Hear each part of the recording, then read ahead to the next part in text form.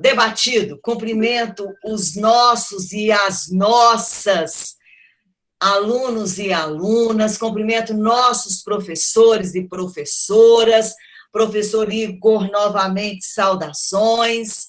Espero que todos estejam com muito zelo pela saúde, ficando em casa, colocando as máscaras, e saudações ainda mais intensas e com muita admiração pelos nossos dois expositores, doutor Álvaro Cerqueira e doutor Marcelo Holanda, que já retomo aí a falar de vossas excelências. Bom, então a live de hoje, ela diz respeito, ela está situada, né, nesse mês de junho, que é o mês, então, do orgulho LGBTQIA+, eu acho que vocês vão falar dessas siglas Q, de I, de A, das intersexualidades, das assexualidades, do queer, aí vão falar, né? Eu acho que para poder situar, eu não preciso, ok? Bom, então, o dia 28 de junho é esse Dia Internacional do Orgulho no LGBTQIA+, né? E desde 1970, esse mês de junho é dedicado a celebrar o que a comunidade já conquistou e a reivindicar o que falta mais, né? E é também um período de promoção de ações afirmativas para educar, para ensinar, para conscientizar as pessoas sobre a diversidade das orientações sexuais e a identidade de gênero. Bom, para debater, ou considerar, ou expor, ou refletir sobre este tema, neste painel, nós temos duas autoridades, duas pessoas humanas que eu tenho profunda admiração. Eu fico muito... um dia desta semana jurídica, aliás, das semanas jurídicas do IESB, que eu declaro e falo com muita honestidade e sinceridade, eu estou muito emocionada, porque os dois expositores, eles são egressos do IESB, eu posso começar dizendo assim, são dois expositores que tiveram uma trajetória acadêmica modelar, exemplar, são dois expositores, duas autoridades que se engajaram, não é, no segmento profissional com muito êxito.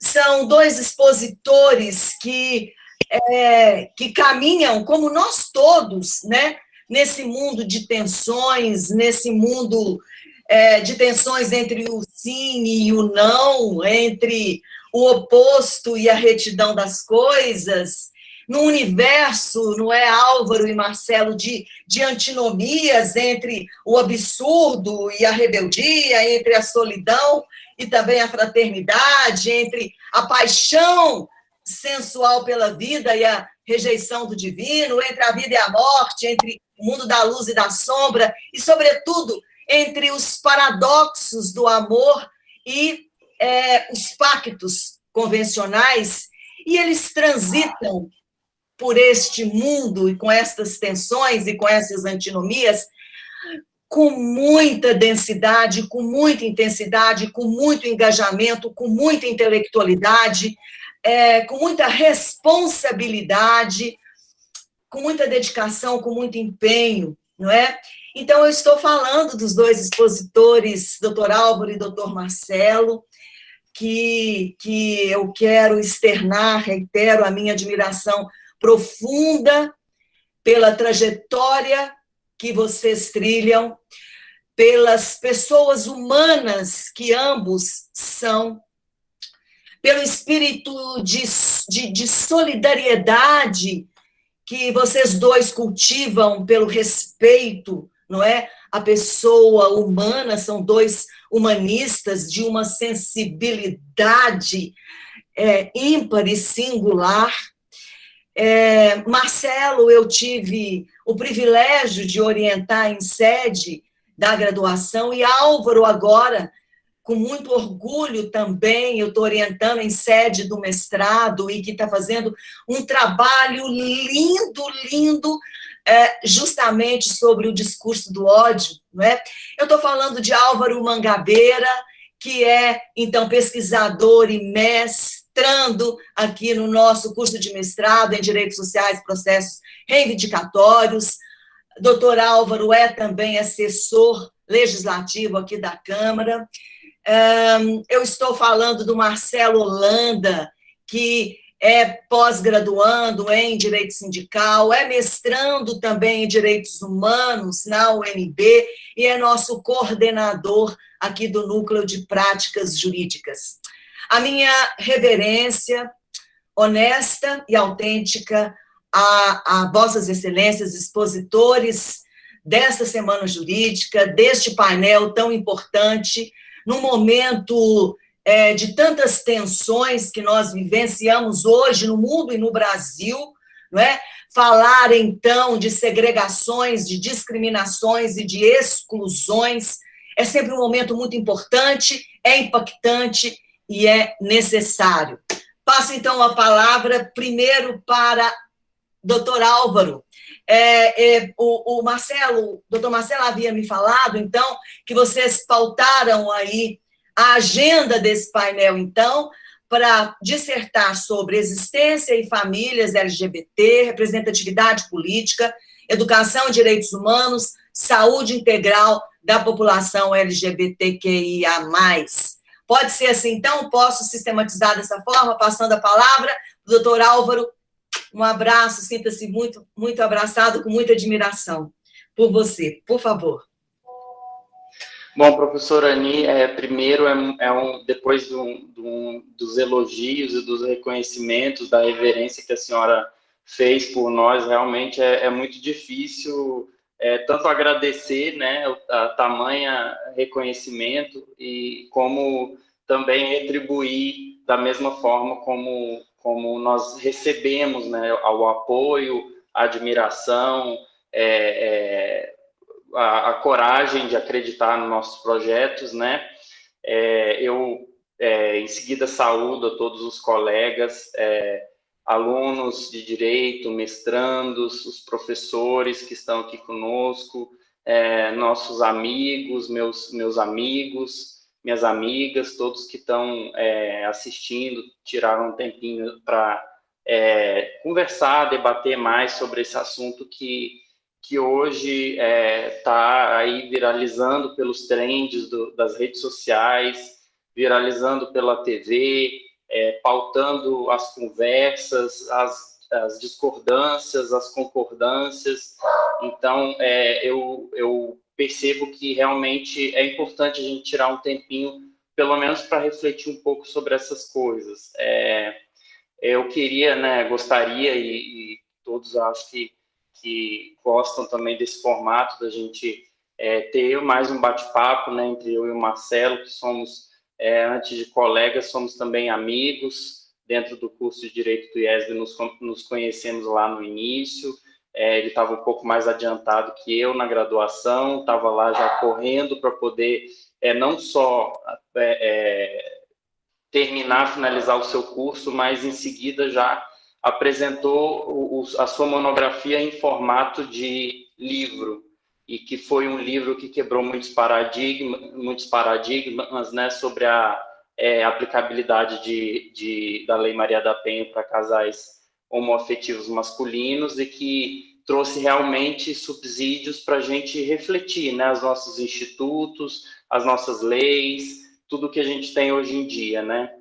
E é exatamente sobre esse reconhecimento, que é uma palavra muito, muito peculiar, né? O reconhecimento, que é você olhar para o outro e você ver no outro, talvez, a si mesmo, né? Reconhecer, conhecer novamente, reconhecer, ver no outro um espelho de si, que a gente começa a falar da existência, né? Da forma de se portar, de estar diante das pessoas e ser reconhecido, né? Por muito tempo, as pessoas, né, que muitas vezes a gente se refere como comunidade LGBTQIA+, com todas essas sopas de letrinhas, como costumam falar, as pessoas muitas vezes são pessoas e nem sempre elas estão integradas entre si, mas elas existem. Então, eu prefiro me referir como pessoas LGBTQIA+, do que como comunidade, porque não necessariamente nós estamos unidos em concordância política, ideológica, enfim. Então, o que queremos, o que sempre quisemos, eu como uma pessoa LGBTQIA+, eu como homem gay, eu sempre estive num papel de protagonizar o meu próprio reconhecimento, de lutar pelo meu próprio reconhecimento.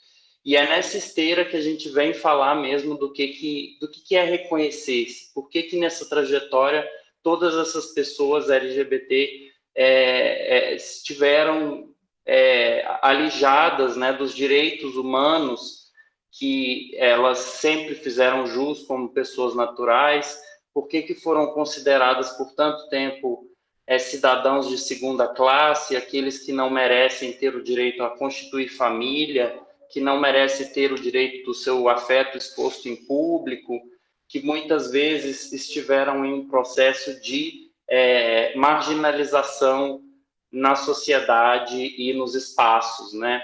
Até hoje, e isso numa trajetória em que pessoas, homens gays, mulheres lésbicas já foram muitas vezes torturados, perseguidos pela Inquisição, em seguida perseguidos por os regimes totalitários, né, que se instalaram ao redor do mundo, perseguidos no regime totalitário que se instalou aqui no Brasil, e sobre esse assunto fala com pertinência muito mais o pesquisador da Unifesp, Renan Quinalha, que trouxe no seu livro recente, né, Contra a Moral e os Bons Costumes, a questão da perseguição que a ditadura trouxe contra as LGBTs dentro do Estado brasileiro, né, que naquela época se constituía como um Estado totalitário.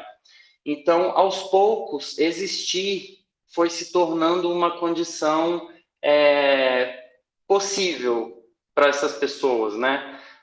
Antes, assim, e vemos não uma trajetória linear, porque se a gente for voltar na Grécia Antiga, existia uma forma de reconhecimento das relações homoafetivas, mas não de uma forma linear, mas na história recente, sempre fomos marginalizados na questão do reconhecimento das relações, as famílias, não existia, na verdade, essa família que hoje se põe como família LGBTQIA+, famílias de pessoas, homens gays, mulheres lésbicas, pessoas trans, homens trans, mulheres trans, pessoas bissexuais, pessoas intersexuais, pessoas queer. Então, todas essas letrinhas, a gente tem que olhar para elas e pensar que não são letrinhas, e também que não são aquela coisa que se põe na mídia, que se põe como uma bandeirinha colorida e bonita para lucrar ali com alguns produtos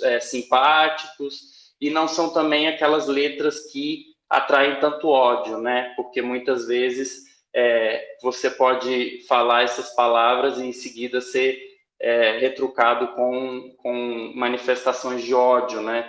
Inclusive, recentemente, a título de anedótico, né? Um político conhecido, enfim, ele ouviu as pessoas falando Lei Geral de Proteção de Dados, que a sigla é LGPD. E esse político, com todo o seu ódio, com toda o seu amargor, a sua bile, já veio se manifestar contra, falar que não queria tratar de LGBT, que LGBT não é gente, que LGBT, enfim, já veio com todo o seu ódio. E, na verdade, era LGPD. Então, assim, as pessoas já ouvem LG, elas já vêm com todo o seu ódio, com toda a sua, sabe, sua raiva, mas ali não são só letras, são pessoas. Então, a gente tem que pensar a dimensão humana do que é ser da comunidade LGBT. E isso parece simples e, de certa forma, para algumas pessoas é uma coisa corriqueira, passageira, falar sobre isso, mas quando a gente está falando de todas essas pessoas, a gente está falando de vidas, de pessoas que têm famílias, de pessoas que casam, de pessoas que se separam também, de pessoas que sentem dor, de pessoas que têm filhos, que têm que levar filhos para a escola, pessoas que têm problemas de saúde, pessoas que não têm, pessoas que têm condições especiais de vida, pessoas com deficiências, pessoas de uma diversidade que realmente o homem heterossexual, branco, cisgênero, não é capaz de contemplar toda essa diversidade. Então, como nós já somos diversos em termos de sexualidade, dentro da comunidade LGBT, então nós somos ainda mais diversos, porque nós temos diversas condições de vida. E o que essas pessoas querem, o que nós queremos, o que sempre quisemos? Que os direitos mínimos, os direitos civis, os direitos políticos, eles estivessem realmente permitidos, né? Eles estivessem acessíveis para nós.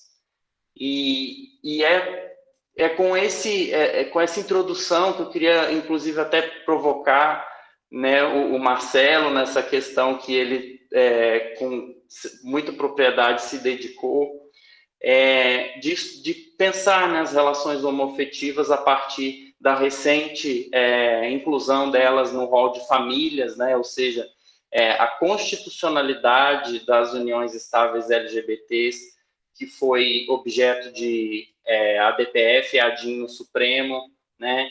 Em seguida, a possibilidade de adoção, que o Supremo Tribunal Federal também garantiu às pessoas LGBTs, e agora, tão recentemente, motivo de comemoração, porque estamos cansados de ver os nossos tombarem ao nosso lado, e estamos cansados de verem essas pessoas não terem o mínimo de justiça, né, em seus nomes, ou seja, ver os seus algozes processados, ver os seus algozes, enfim, respondendo na justiça, que foi a ADO, a ação, né, de omissão que foi protocolada pelo Dr. Paulo Iotti, também um grande representante de nós, advogados LGBTs, então, que garantiu a criminalização da LGBTfobia em consonância com a lei antirracismo, né? E que, por meio dessa equiparação, né, supriu uma lacuna, porque nunca existiu uma lei protetiva das pessoas LGBTs, e por meio do locupletamento dessa lacuna, transitoriamente, né, porque o Congresso precisa legislar sobre isso, então, o mandamento de legislação, o mandamento do ato de legislar, o STF comandou que, ao lado disso, desse comando, se utilizasse a lei antirracismo para punir os casos de LGBTfobia. Então, com essas considerações, eu passo para o meu amigo Marcelo poder trazer também as perspectivas que ele tem sobre esse assunto, trazer todo o conhecimento que eu tenho certeza que ele tem aqui para dar um show para a gente aprender cada vez mais e engrandecer nosso conhecimento. Eu passo aí para o Marcelo agora fazer as considerações dele.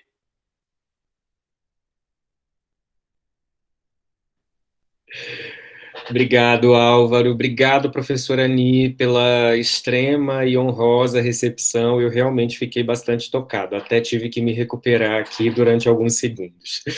Bom, boa noite mais uma vez a todos e todas. É extremamente importante observar que a nossa instituição mantém esse compromisso de dialogar temas sensíveis no âmbito acadêmico, no sentido de permitir que nós, enquanto comunidade acadêmica, estejamos ligados e prontos para poder lidar com questões que serão objeto do nosso dia a dia, seja ele de modo profissional, seja ele de modo acadêmico, e aqui eu falo na condição de mestrandos e mestrandas que estão conosco complementando seus estudos, ou seja, observar que nós temos à nossa disposição um espaço acadêmico como esse para poder tratar de temas, como eu disse, sensíveis e que demandam reflexões igualmente sensíveis e complexas, isso é notável, isso é louvável.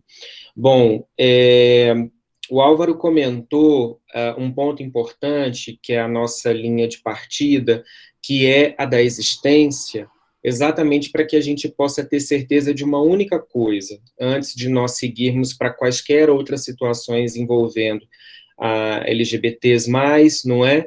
E que faz parte de um tecido que cresce cada qual com a sua diferença, não é? Mas englobando essas pessoas, e aqui eu também me incluo, nas suas vivências, nas suas experiências. Existir é algo que vai muito além do ódio. Existir é algo que ultrapassa a ira de um conservadorismo que insiste em nos matar todos os dias e que é incapaz e é impossível que esse ódio gratuito que nos é demandado, que nos é estilhaçado a todo momento, seja forte o suficiente para que nós não tenhamos voz nem espaço. Tentam fazer isso todos os dias, mas não vão conseguir. A uma porque estamos aqui num momento como esse, celebrando a diversidade, porque é nela que nós aprendemos. Essa frase não é minha, é do ministro Carlos Aires Brito, que disse, inclusive, numa das semanas jurídicas aí, no Centro Universitário IESB. E eu me lembro porque eu estava sentado no anfiteatro, escutando o que Sua Excelência estava nos dizer sobre humanismo, sobre consagração dos direitos humanos e o respeito que se deve ter com a diversidade, porque é com ela que nós nos identificamos, não é? Então, existir é algo que, por si só, demanda uma complexidade, uma simbologia que ódio nenhum é capaz de fazer sucumbir. Certo? É claro que nós passamos cada uma das etapas de nossas vidas, e aqui eu falo enquanto LGBT, lutando para que o nosso espaço de reconhecimento exista, tal como nós existimos. Explico. A atuação do Supremo, tomando esse exemplo que o Álvaro nos trouxe, né? Esse ano, inclusive, completam-se 10 anos da decisão da ADI 4427 e da ADPF 135, que reconheceram ambas, por meio do Supremo Tribunal Federal, a extensão dos mesmos direitos e garantias das uniões estáveis heterossexuais para as homoafetivas. Isso declara o que na realidade nós já vivemos e vivenciamos há séculos, não é? Mas qual a importância de haver a declaração por meio do nosso órgão máximo de justiça, da nossa cúpula judiciária, é nós sairmos da clandestinidade. Porque sempre que se tem uma dimensão que é da nossa própria realidade, está aqui no nosso seio social, mas que não tem o reconhecimento pelas instituições do Estado, se vive à margem, por isso marginalizados, não é? E quando se tem esse reconhecimento por meio de um decisório judicial de extrema importância, lembro-me, inclusive, que foi a unanimidade, não é, Álvaro? Se eu não estiver enganado, foi a unanimidade. Nós saímos desse limbo de escuridão e começamos a ter uma luz refletora sobre nossa própria história. Então, vejam a dimensão gigantesca que é esse ato declaratório. Nós passamos, ainda que antes nós já estivéssemos vivenciando isso, mas nós passamos a contar com um apoio, com um endosso do Estado para poder legitimar as nossas vivências. Então, aqui, já partindo para o segundo ponto, que é o da constituição das nossas famílias, independentemente de haver a chancela, por meio do judiciário, das nossas relações, que são legítimas como quaisquer outras, não é? Não existe diferença quando se tem amor entre duas pessoas, independentemente da configuração de gênero. É claro que a gente aqui também está reconhecendo as diferenças. E aqui eu faço uma ponte com Boaventura de Souza Santos, não é, professora Ani? Você tem a possibilidade de exercer a sua sexualidade e os seus direitos sexuais como uma das dimensões da sua própria humanidade. E isso significa pensar muito além da própria existência individual e de construir coletividades que são importantes para o ser. Por isso, famílias LGBTs existem e vão continuar existindo. O nosso interesse em, se for da vontade, claro, não é, da pessoa ali envolvida, constituir no seu lar um espaço onde ela queira ter seus filhos e filhas, isso será possível? Também será possível. Ou seja, a nossa resistência, ela parte do pressuposto de que todas as violências que nos são direcionadas, sejam elas mais materiais ou menos materiais, as simbólicas, portanto, e as concretas, não é, de outro lado, elas servem para que nós continuemos nesse espaço de emancipação, de busca de emancipação. Não é? Então, uma família LGBT constituída, ela representa muito além do que aquele espaço doméstico onde aquelas pessoas estão ali constituídas e exercem seus afetos com liberdade. Significa, externamente, nós termos a visão de que, na nossa realidade, no nosso contexto social, há pessoas que amam, independentemente do ódio que é descarregado de uma maneira brutal para cima daquelas pessoas e de outras que têm orientações sexuais dissidentes, não é? Então, passar por esse aspecto da existência e conseguir compreender que desse aspecto individual é possível construir coletividades, isso nos remonta, por óbvio, a um dos critérios essenciais para que a gente consiga dissipar todo e qualquer tipo de discriminação. É sobre isso que nós estamos falando aqui. E é por meio da cooperação. Quando várias mãos se unem e juntas conseguem lutar em prol de algo muito maior e que não vai trazer benefícios apenas às partes diretamente interessadas. A mim, ao Álvaro, às pessoas LGBTs aqui presentes e as que não estão aqui presentes, mas que ouvirão essa live em outros momentos. Isso constitui humanidade, para que o espaço social ele tenha uma configuração de respeito mútuo e aprenda, mais uma vez, com as diferenças, não é?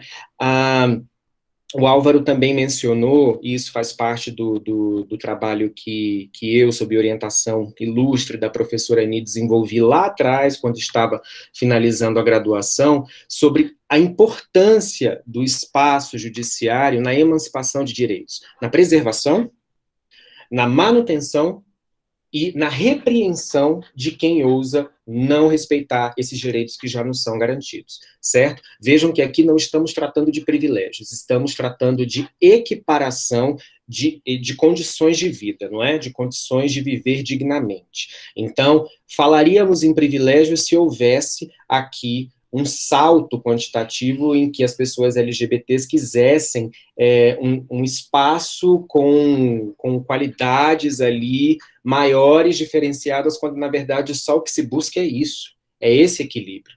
Porque a nossa vivência está aqui, para algumas pessoas, e nós estamos tentando chegar aqui, certo? Visualmente fica mais fácil de enxergar. Então, quando a gente busca, por meio dos órgãos constituídos, e aqui falando do judiciário, a legitimação da nossa vivência, isso está atrelado basicamente a nós querermos andar na mesma linha. Porque a subalternidade é uma regra que a muitos de nós é dirigida, não é? A muitos de nós é colacionada de uma maneira violenta, inclusive.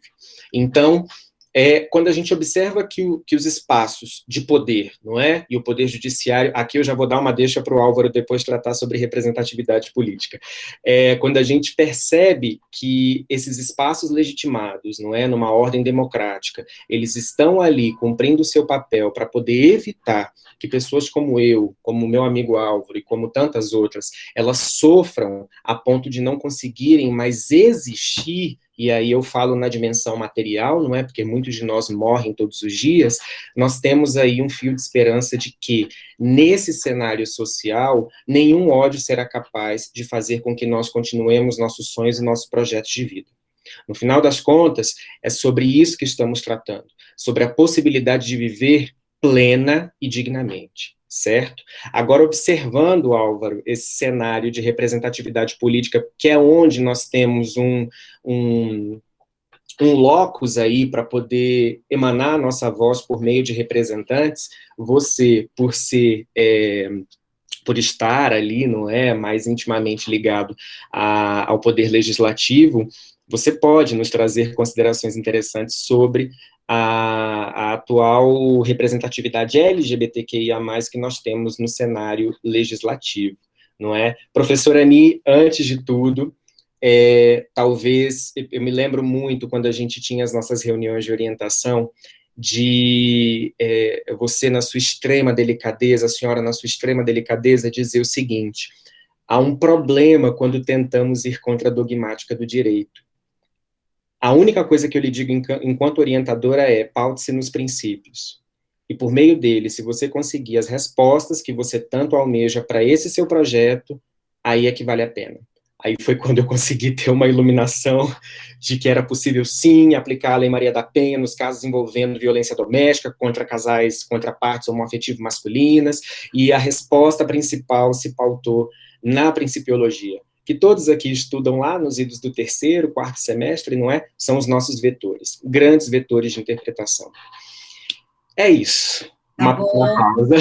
Obrigada. Por favor, Álvaro, estamos fazendo um ping-pong aí, né, vocês? Vamos lá. Bom, eu anotei várias coisas aqui, porque realmente o Marcelo vai trazendo tantas instigações, tantos questionamentos, assim, que a gente já fica, para cada coisa que ele fala, a gente já lembra, tem uma referência, então, são coisas que realmente, além de sermos, né, estarmos nos dedicando a esse tipo de estudo, são coisas que têm relação com a nossa vivência, né? Então, tanto eu como você, como muitos nossos amigos e amigas, temos vivências que demonstram na pele, na nossa pele, nos nossos corpos, como é viver sendo LGBT numa sociedade extremamente ainda com um pensamento muito, vamos dizer assim, retrógrado, de que essas pessoas não merecem, não têm direito, e como você falou, um direito à igualdade material, né? Porque não é um direito, não são privilégios, é o acesso aos direitos que estão elencados na nossa Carta Constitucional. Então, por meio dessa interpretação que essas ações foram interpostas, foram feitas, pleiteadas diante do Supremo, e que a interpretação realmente hoje no direito majoritária é de que isso não se trata de privilégios, isso são garantias, quase que interpretações, né? Porque são garantias, elas já nasceram muito antes, elas são originárias, então elas sempre existiram para nós. Só que uma interpretação jurídica que de certa forma, ultraconservadora, não garantia que esses direitos fossem exercidos por nós, mas eles sempre existiram, né? Eles nasceram com a Carta de 88 e eles é retroativo. Então, esse reconhecimento é retroativo ao nascimento dessa nova ordem política junto com a Carta de 88. Então, o papel do Supremo, e eu lembrando de um jurista português chamado Jorge Reis Novaes, ele trata do papel contramajoritário, né, que essas decisões que a corte pode desempenhar. E isso sempre amparado, como você disse, nos princípios. Então, os princípios têm um papel de trunfos, né, que ele fala, né, trunfos contra a maioria. Então, a partir do momento em que se estabelece uma situação política, né, jurídica e política, que uma hegemonia de certa ideologia se instala, e nesse caso, no nosso contexto, no nosso recorte, uma ideologia heteronormativa, que faz com que nós, desde o nascimento, tenhamos que sempre nos circunscrevermos nesse binarismo, né, que existe, né, homem, mulher, menino, menina, rosa e azul, enfim. Então, esse papel dos princípios é justamente permitir que minorias, que não são minorias no termo demográfico, muitas vezes, mas que são, no sentido de que o Marcelo comentou, historicamente subalternizadas, marginalizadas, colocadas nas extremidades do poder, enfim, do acesso aos direitos. Esses princípios, né, esses princípios interpretados por uma corte constitucional, eles vão ter um papel contra-majoritário, né, na política, enquanto a política realmente se quedou na inércia de votar leis, de aprovar leis protetivas dos LGBTs, o Supremo percebeu que a omissão, nesse caso, é uma omissão nociva, uma omissão inconstitucional, né? E, dessa forma, impôs a interpretação, como no caso do racismo, que, por sua vez, é considerado racismo em seu aspecto social, né? É uma interpretação social do racismo, até porque a ciência constata que não existe distinção de raças entre nós, mas essa distinção foi imposta na cultura, né? Foi criada. Então, se cria o racismo na cultura, também se cria a LGBTfobia, também se cria todos os tipos de discriminação e de marginalização que você pode imprimir na existência de uma pessoa. E sociologicamente, agora a gente deslocando a caixinha um pouco para outra forma de pensamento, que aqui está a nossa professora doutora Ani, que não nos deixa nos furtarmos desse aspecto, né? Porque sempre nos guiando com um pezinho aqui e outro ali, para não desconectarmos da relação entre direito e sociedade, pessoas e estatutos, pessoas e leis, porque o fim último é regular a convivência, né? Nesse sentido, eu venho também... a gente prometeu que não ia falar muito de autores, né, Marcelo? Mas aqui eu vou fazer uma pontuação que eu acho importante, né? Até que tem feito parte da nossa pesquisa com a professora Ani, que Nancy Fraser tem um artigo curtinho, muito importante, de leitura essencial, que é Reconhecimento Sem Ética, em que ela fala sobre o que é o reconhecimento do ponto de vista da perspectiva da teoria dela, né? E ela percebe que o reconhecimento, ele é o reconhecimento de que essa pessoa está no mesmo status social que você. E o não reconhecimento, né, a negação do reconhecimento, é você legar as pessoas a um patamar, a um status secundário, né, de não acesso a esses direitos. Então, ela percebe os direitos em termos de status, né?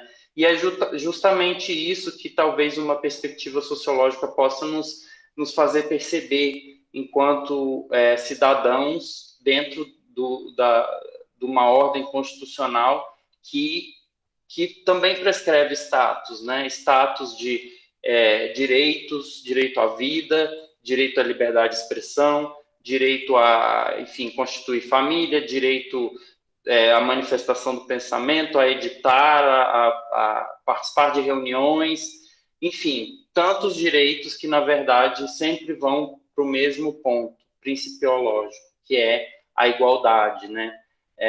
A equidade do ponto de vista da nossa igualdade material. E em que pese esse reconhecimento, existe ainda situações, né, Marcelo, em que a gente percebe que está tudo garantido na lei, muitas coisas, né? A maioria das coisas que sempre o movimento social e as LGBTs pleitearam está garantido, mas algumas coisas ainda não são aceitas, né? E a gente vê situações de extrema desprezo, né? De extrema discriminação, como recentemente a gente viu, né? Manifestações de ódio, né? Contra o repórter da Globo que se portou, né? Fez uma declaração de amor ao seu marido em rede nacional. Então, algumas pessoas, empresários, pessoas, enfim, de diversos espaços manifestando ódio contra essa manifestação de amor. E aí a gente se pergunta, aí retorna, né, uma questão de igualdade. Estaria ali essa manifestação de ódio caso fosse um homem cis, né, ou uma mulher cis se declarando para o sexo, gênero oposto? Seria um homem se declarando para uma mulher se declarando para um homem? A gente passaria por esse tipo de coisa? Ah, não, mas as coisas que a gente ouve, mas é uma questão que não é natural, prescrita por XY estatutos religiosos, enfim. Esse não é o ponto. Se uma pessoa está dentro de uma ordem jurídica que se também coloca como uma ordem que é um Estado laico, que não professa religiões, não está mais atrelado a religiões X ou Y, não é esse tipo de argumento que a gente tem que disputar, né? Então, a gente tem que ir nos direitos, a gente tem que voltar aos direitos, e é nos direitos que a gente vai argumentar o que faz parte do nosso acervo, né? E exatamente a demonstração do afeto, ela faz parte do nosso acervo. E a liberdade de expressão, como bem sabemos do caso Elvanger, né? E queria também passar esse ponto para o Marcelo comentar em seguida, que é uma interpretação de que a liberdade de expressão não é um limite que comporta discurso de ódio. Então, hoje mesmo tive alguns problemas com pessoas, assessores outros dentro da Câmara Legislativa que se sentiram no direito de fazer comentários extremamente odiosos e em seguida se justificaram com a liberdade de expressão. E é absolutamente incompatível, né? A liberdade de expressão com o discurso de ódio, não é justificativa, né? Vemos muitas pessoas sustentar esse tipo de argumento, e realmente, seja no campo jurídico, filosófico, você encontra ali na dogmática, nas leis, o que ampare uma visão de que a liberdade de expressão não comporta discurso de ódio. Esse é o ordenamento jurídico brasileiro, é assim que nós interpretamos, em que pese nações como os Estados Unidos, o sistema deles tenha uma compreensão amplíssima de liberdade de expressão, o Brasil não é dessa forma. E enquanto nós estivermos vivendo nesse país, sobre a égide das leis desse país, manifestações homofóbicas, transfóbicas, bifóbicas, elas serão enquadradas, né, a partir da ADO 26 num crime de racismo que pode levar uma pessoa a ser condenada e sofrer sanções. Então, nós estamos nesse estado. Não podemos achar que porque fazemos coisas nas redes sociais, a lei é uma terra sem lei, ou estamos fazendo alguma coisa, enfim, porque é a nossa opinião, é a nossa crença, isso vai passar ao largo do que o ordenamento jurídico dispõe, prescreve, né? E esse tipo de estatuto, né, esse tipo de compreensão, ela só foi sendo possível uma vez que começamos a ocupar os espaços. E aí que eu entro para finalizar, né, na questão derradeira da política e da ocupação desses espaços por pessoas LGBTs, é o que justamente se tem, e aí também lembro muito bem da doutrina dos ensinamentos, na verdade, do Boaventura, que você tem que permitir que as pessoas façam as leis que serão dirigidas a elas. Você tem que permitir que as pessoas participem do processo legislativo que diz respeito a elas. Então, isso é um princípio que se aplica a todos. Infelizmente, nós temos um Estado que surgiu, de certa forma, houve um genocídio dos indígenas, E hoje as leis que se dirigem a eles, a exemplo do PL 490, que fala sobre áreas de ocupação, né, os territórios indígenas, teve a participação de uma parlamentar indígena, que foi, né, a Joênia Wapichana, na Câmara Federal, né, dos Deputados. E aqui no DF não é diferente. Por muito tempo, aqui no caso foi mais a omissão, né? Por muito tempo se omitiu tratar desses temas, né? Casos muito raros, como a lei anti-homofobia, que conhecida como Lei Maninha, que foi votada nos anos 2000, em seguida passou por uma série de problemas e até hoje não foi aplicada, até que tentamos promover a aplicabilidade dessa lei, mas já 21 anos em que a lei podia estar vigente, né, aplicando sanções a estabelecimentos que pratiquem LGBTfobia e a LGBTfobia institucional não permitiu que essa lei fosse aplicada, né, essa conhecida lei que foi votada na CLDF e até hoje não é plenamente aplicada, né? E isso só pode ser possível, né, essa ocupação dos espaços, fazer leis para equiparar as pessoas LGBTs, uma vez que a gente ocupou esses espaços. Eu tenho aqui um dado que foram 160 parlamentares LGBTs eleitos em 2018. Então, isso é para ser comemorado, porque vai de acordo com que a gente realmente tem que refletir. As leis que se dirigem a nós são feitas, né, são pensadas, são produzidas por nós ou pelos outros, né?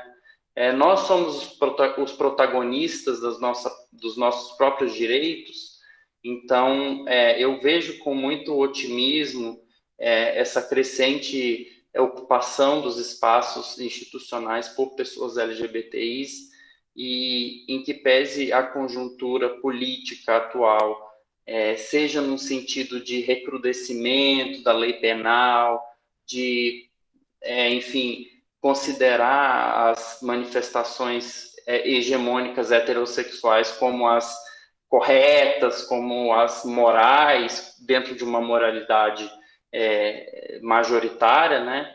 Mas aos poucos isso vai mudando, aos poucos a gente pode ter acesso a esses direitos, e a importância de ocupar esses espaços foi o que garantiu boa parte desses direitos, né? Então, hoje se pode ter um legislador, né, um parlamentar, que vai pensar nas vulnerabilidades das pessoas LGBTs. As pessoas trans têm características e vulnerabilidades que os homens gays não têm, e vice-versa. Então, a gente também não pode ser incluído num pacote só.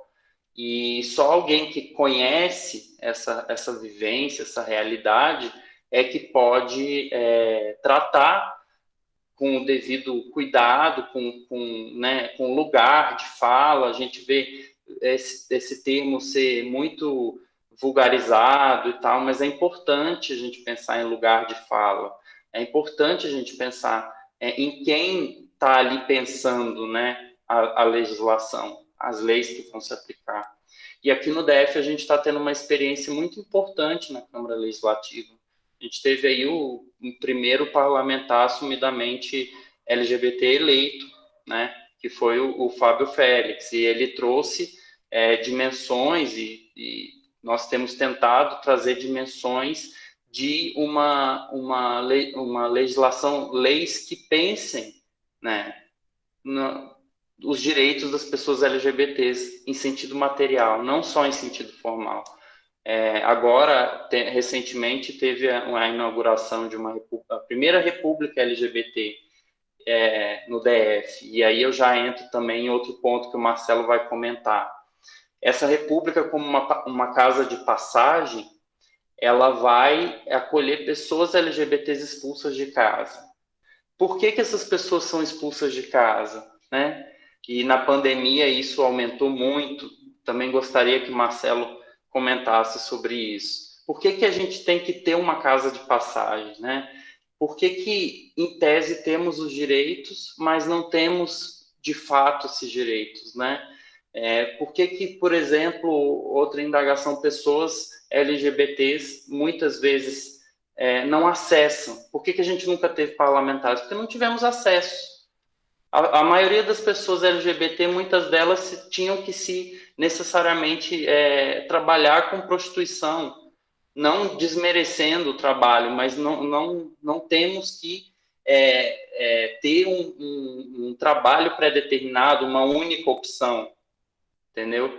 Então, essa perspectiva que a gente tem que trazer também de efetividade aos nossos direitos.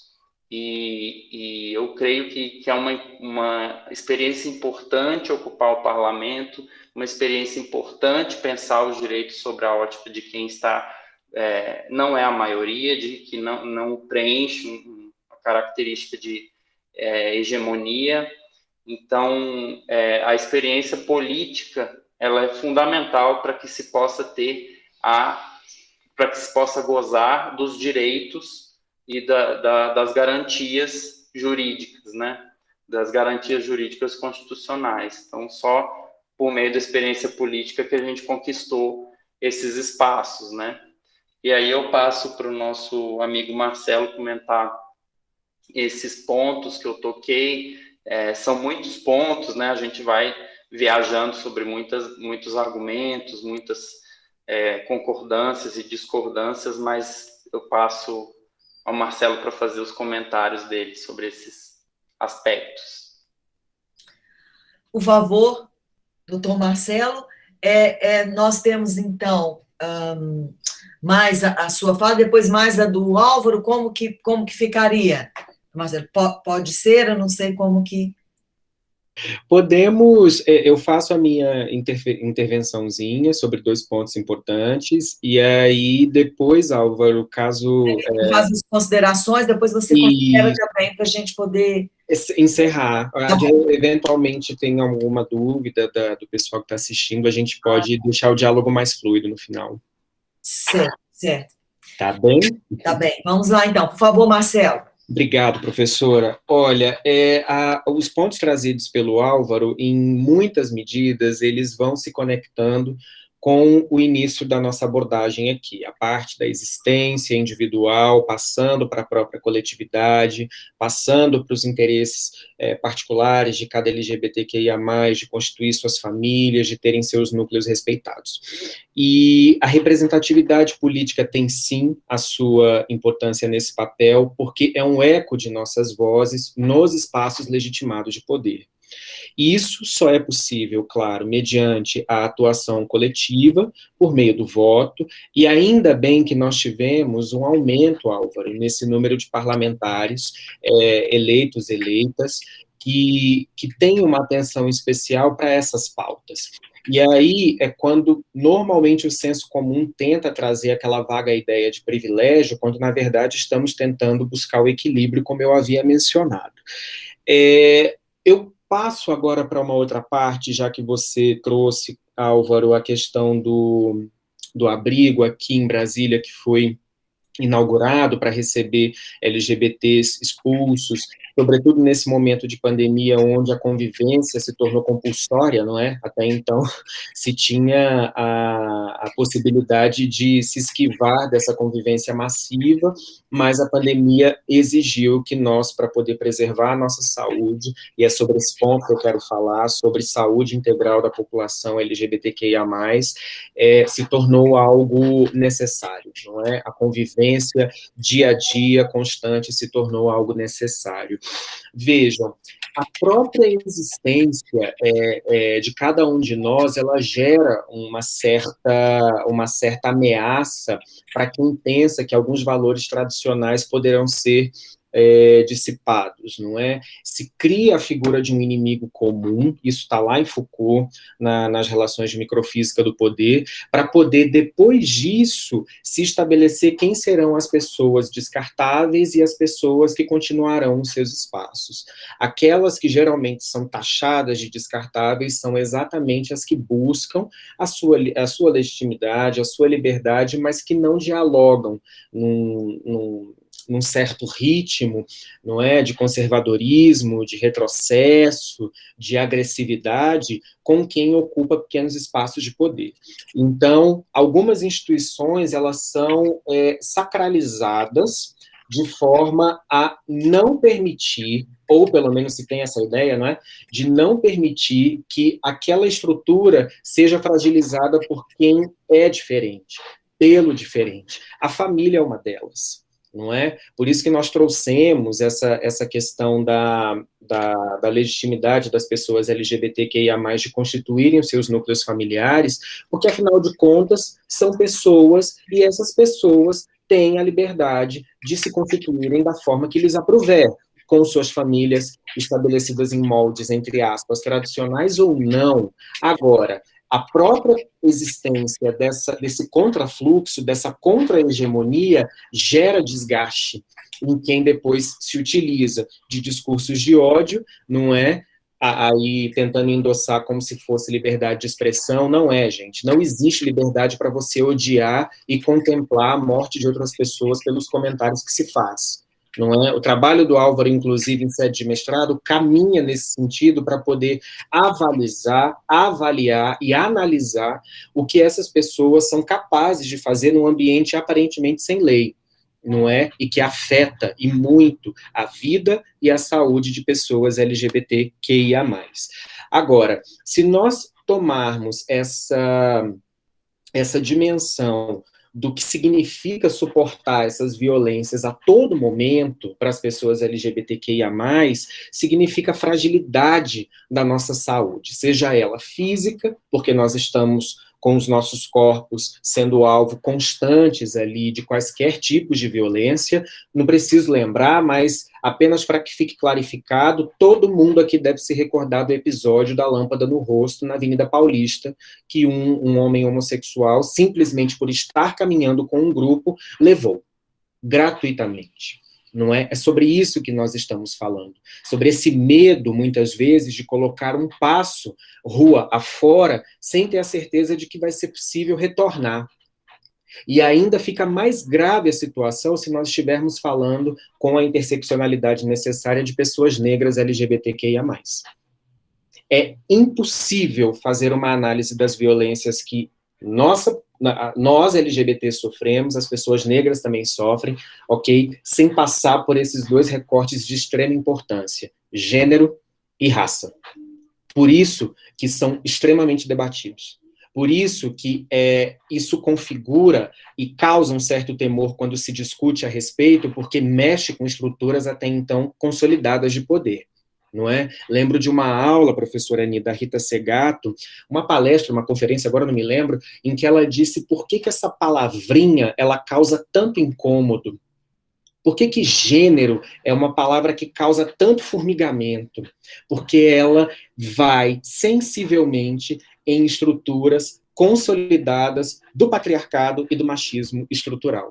Se nós pararmos para pensar, a configuração tradicional familiar, ela se expande para os órgãos do Estado de uma maneira muito similar. Existe a figura do homem, do macho, ali colocada como autoridade, incontestável muitas vezes, e que se houver contestação, a forma de resposta é a violência. Isso acontece no âmbito tradicionalmente familiar, mas também nas estruturas do Estado. Se a gente refletir um pouquinho, isso é possível de se materializar, de se enxergar, de se exemplificar. Bom, tratar de saúde mental nesse período, sobretudo de pandemia, para nós da comunidade LGBTQIA+, se tornou algo de extrema urgência. Urgência porque as violências ficaram intensificadas, ainda que teoricamente, se tivesse a noção de que haveria uma maior proteção estando no ambiente familiar. Normalmente, é nesse ambiente familiar que a homofobia, a homotransfobia, ela se revela de maneira muito perversa, não é? E não raro, o mecanismo para que ela chegue no seu máximo, quando não é com ataque ao próprio corpo do LGBTQIA+, é pela expulsão dele daquele espaço. Mais uma vez, a instituição família tem uma sacralidade intocável e vai de encontro, não é? Vai contra essa sacralidade a existência de uma pessoa LGBTQIA+, naquele centro. Por isso que quando há essas expulsões de pessoas LGBTs acentuadas agora em período de pandemia, se tem em consequência um agravamento da saúde mental, um recrudescimento da saúde mental dessa pessoa que foi exposta a uma violência tão perversa. Então, quais são os mecanismos que se tem para poder proteger minimamente uma pessoa que é vítima de uma expulsão como essa do seu ambiente familiar? Uma casa como essa. Nem todos os estados possuem, e ainda a gente escuta algumas pessoas dizendo que seria um exagero investir em algo dessa natureza, não é? Em uma instituição dessa natureza, para poder acolher vítimas de violência, nesse caso familiar.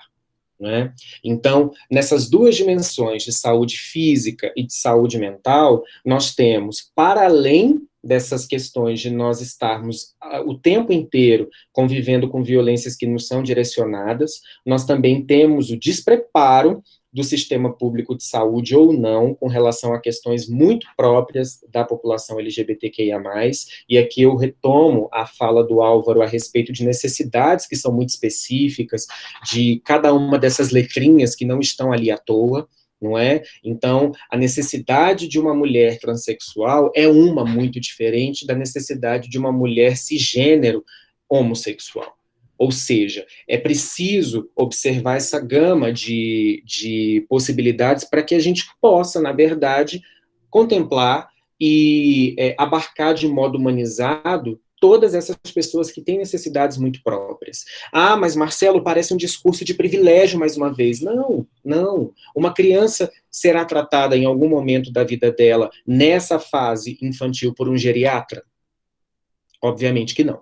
Então, é nesse sentido de haver um espaçamento necessário e um reconhecimento de especificidades necessárias que esse campo da saúde também precisa avançar.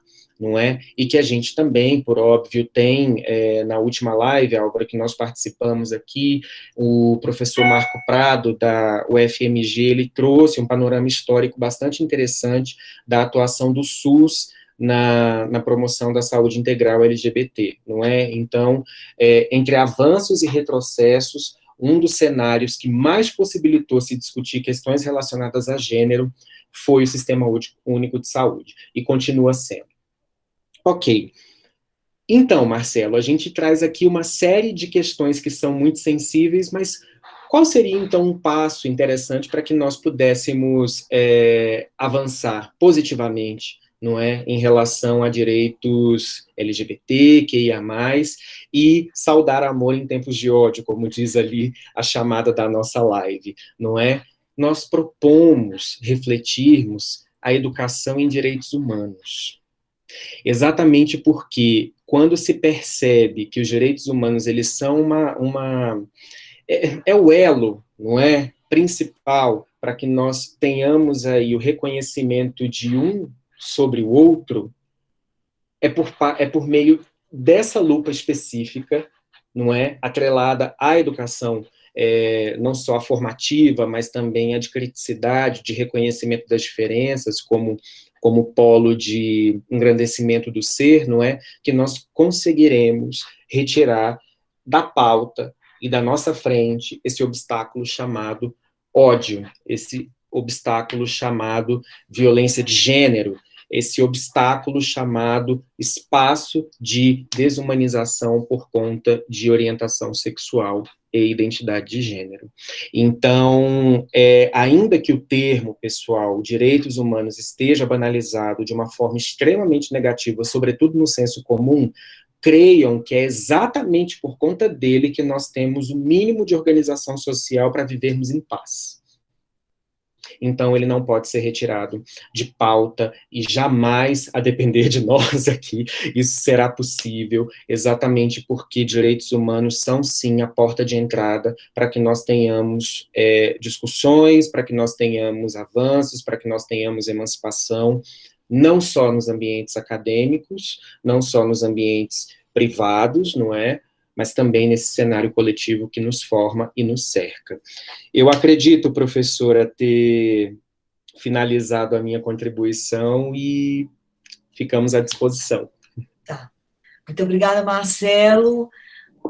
Por favor, Álvaro, poderia, então, aí tecer algumas considerações ou abrimos o plenário para algumas perguntas? Como podemos prosseguir nessas reflexões? Professora, eu vou fazer um breve comentário aqui e a gente pode passar para as perguntas, para também não avançar muito na hora, né? Mas eu acredito que também uma provocação assim que sempre nos é feito, nós que muitas vezes nos dedicamos a estudar os direitos humanos e a promover os direitos humanos, a acreditar nos direitos humanos,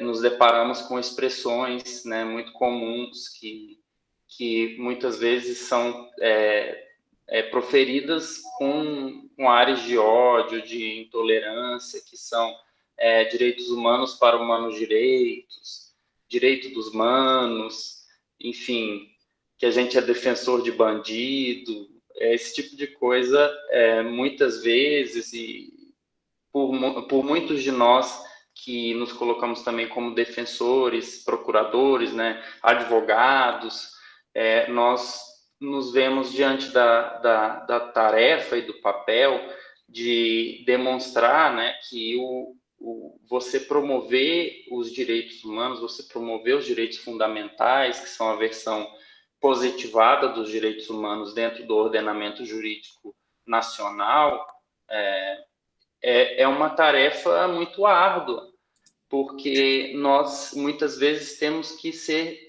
irmos à raiz do que é um direito humano, ou seja, um direito humano não é algo associado a uma versão revolucionária de algum extremismo, enfim, muitas vezes que colocam numa posição de comunistas. Primeiro ponto, né, a gente lembrar que a primeira perspectiva de direitos, né, direitos subjetivos dentro de um Estado, veio da Revolução burguesa, né, Revolução Francesa, iluminista, que trouxe ali perspectiva de um Estado que não necessariamente tem a ver com comunismo, e não tem a ver de forma alguma, porque ali estávamos falando de estados capitalistas, né, nações capitalistas, estavam imersas em um processo de desenvolvimento do capitalismo. Então, essas relações elas têm que ser desmistificadas, porque a raiz dos direitos humanos ela é quase que amálgama do constitucionalismo, da égide de constituições, de cartas políticas que regem cada uma das nações que a gente compreende, do Oriente ao Ocidente.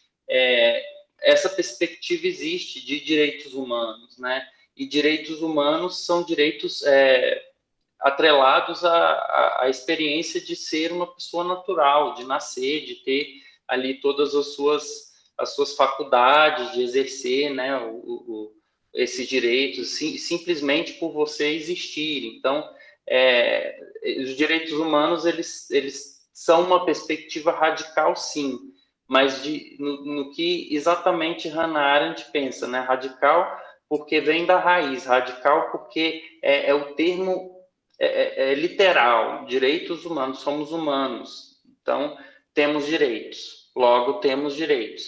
Então, defender os direitos humanos não é defender X, Y, não é defender fulano e ciclano, não é defender bandido, é defender um Estado de direito democrático, constitucional, plural, laico, que agrega pessoas de uma diversidade enorme de origem, de etnia, de orientação sexual, identidade de gênero.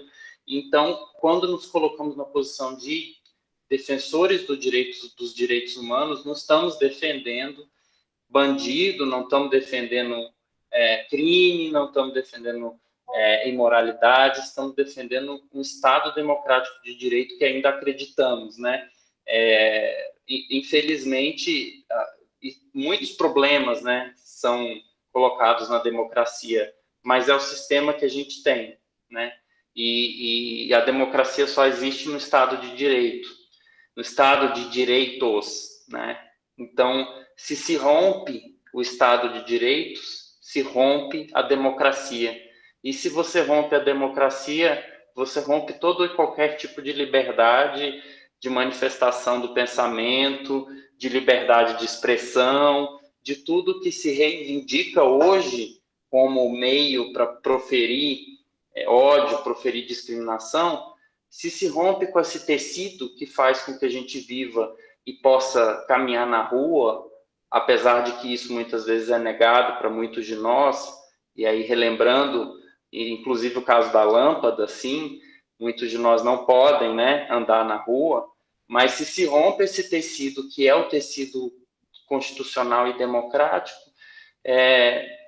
eu não sei para onde nós vamos, né? E eu espero que o que se corroeu de uns tempos para cá possa ser reconstruído, né? Porque a reconstrução dos direitos humanos é fundamental, ser reconstruído para uma nova fase, uma nova esperança, e que, infelizmente, muitos não estarão aqui, né? Hoje, nós temos muito mais de 500 mil mortos, e são pessoas que tiveram negado a sua experiência de vida.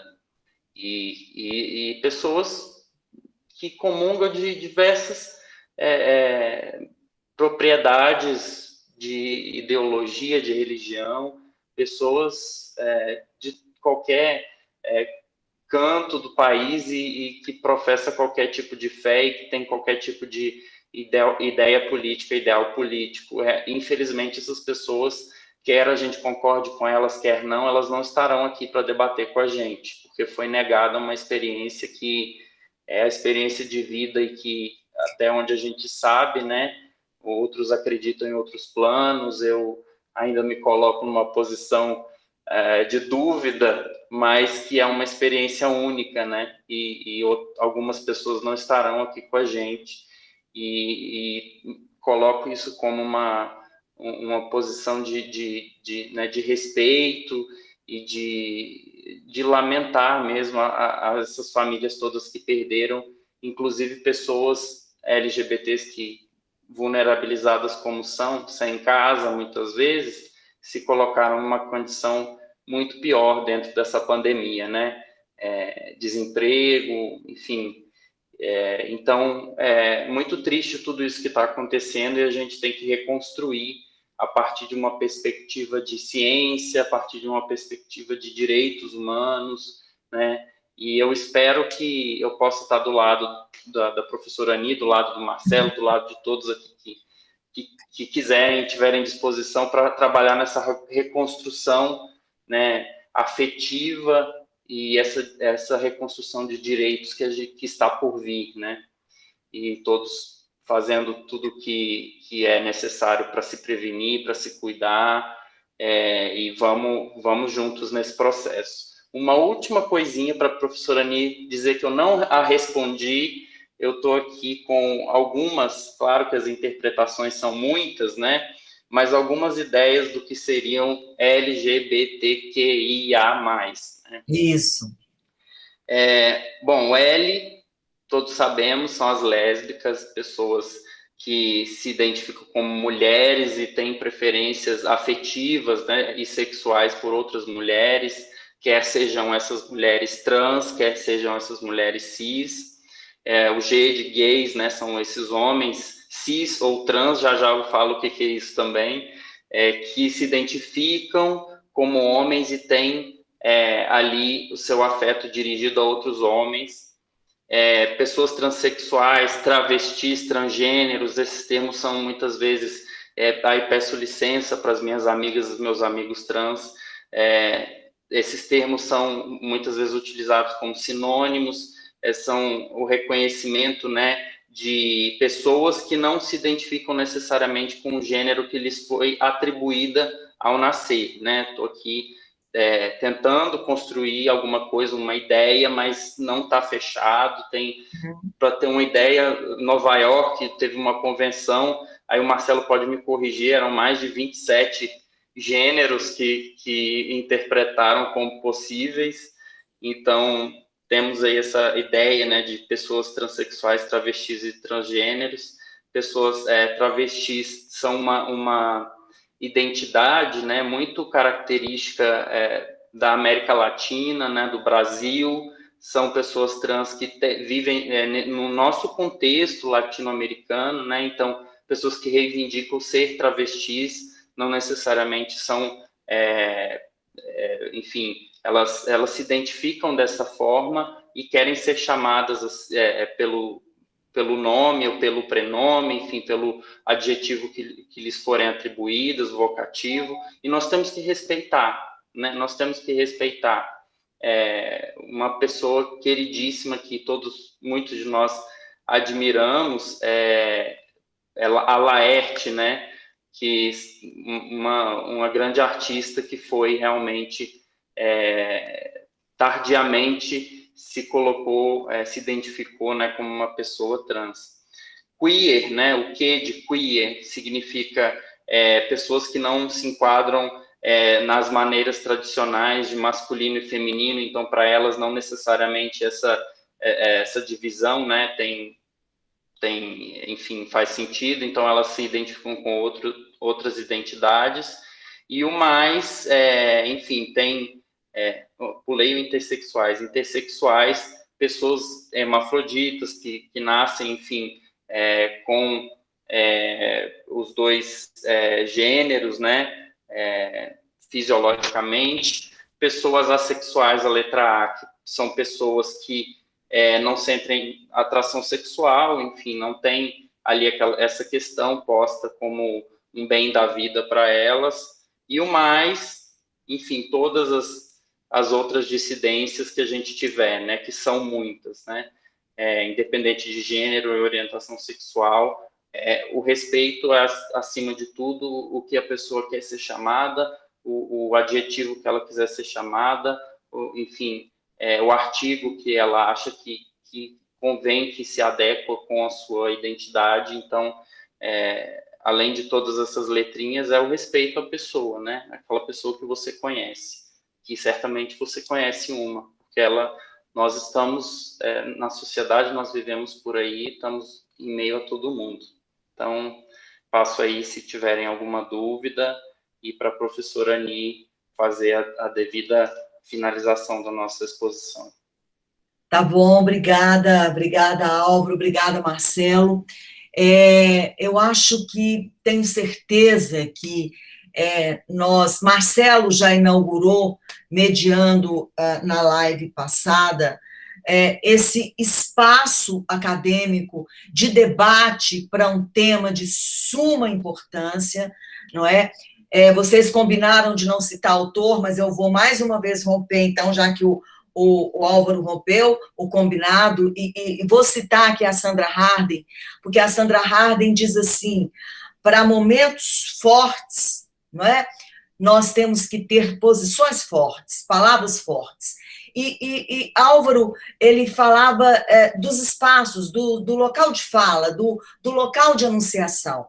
Por que ele é importante? Porque no local de fala, você, principalmente numa academia, você passa a legitimar a reflexão em pauta. Então, a importância da legitimação de um discurso, principalmente nesse local da academia, que é um local de fala institucionalizado pela intelectualidade, por um órgão governamental, nós somos credenciados pelo MEC, é importante essa discussão, não somente porque permite a visibilidade, não somente por conta das discussões que se faz tremular preceitos, preconceitos, mas porque nós legitimamos o discurso, e ao legitimar o discurso, nós incluímos, então, direitos na pauta, nós podemos discutir direitos, por exemplo, do reconhecimento às diferenças na pauta,